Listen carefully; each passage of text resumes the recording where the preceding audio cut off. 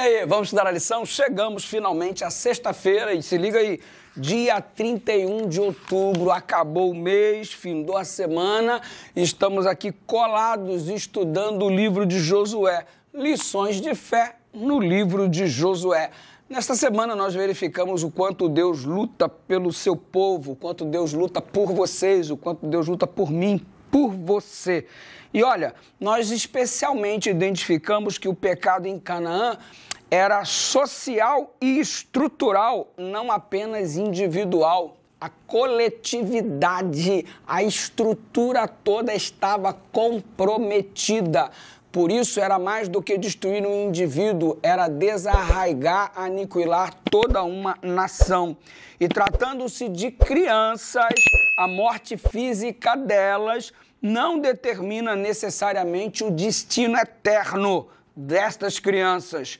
Deus é justo e misericordioso com os inocentes. Você percebe que o comprometimento da mensagem estava ali em perspectiva. Por quê? Porque a transmissão intergeracional de idolatria e práticas abomináveis alcançava as crianças também.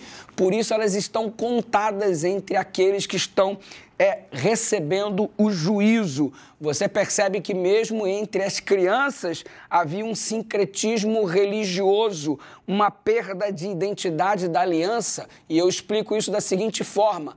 Era um risco muito grande que se essas crianças preservadas fossem aquilo que elas haviam aprendido em seu processo educacional quanto à idolatria e práticas abomináveis ao Senhor, trouxessem a Israel uma mistura religiosa e, consequentemente, uma perda de identidade por essas crianças que estariam se desenvolvendo em meio ao povo.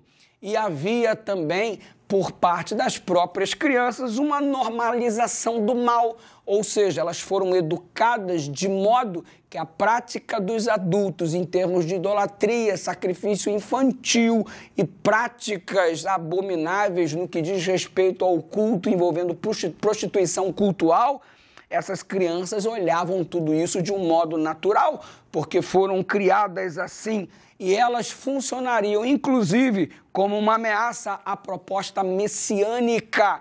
E a preservação dessas crianças, provavelmente, caso acontecesse, haveria futuramente uma necessidade de uma nova intervenção, de um novo juízo sendo apresentado pela multiplicação da iniquidade, que essas crianças poderiam funcionar como embriões para gerar todo este processo de desenvolvimento em função do que haviam aprendido.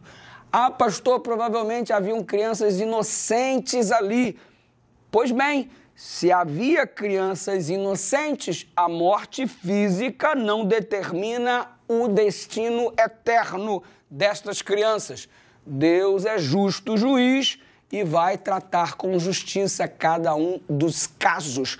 Mas que é fato que em Canaã havia o pecado como um estilo de vida social e estrutural muito mais do que individual.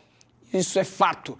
O juízo de Deus veio, nós cremos num Deus justo e bom que trata e julga com retidão e confiamos que se houvesse alguma criança inocente, elas receberam ali a questão da execução em função de fazer parte do todo, todavia, elas receberão o tratamento justo conforme a retidão do nosso Deus, a bondade e a misericórdia que só Ele possui.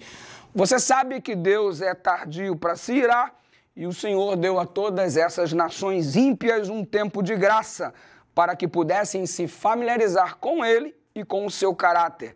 A condenação delas foi de acordo com a luz dada, pelo fato de haverem recusado receber esta luz e por terem escolhido seguir seus próprios caminhos em vez de os caminhos de Deus.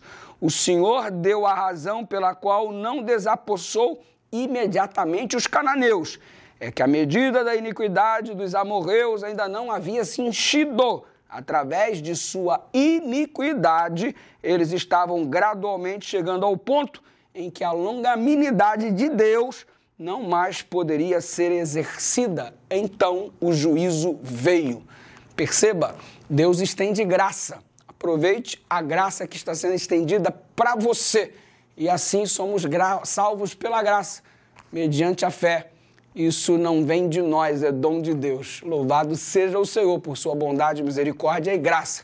Os cananeus rejeitaram, que você possa aceitar e eu também. Vamos orar? Senhor, aceitamos a tua graça, aceitamos a oportunidade que o Senhor nos dá e aproveitamos para dizer que estamos do teu lado, te aceitamos, te amamos e queremos te servir para sempre em nome de Jesus.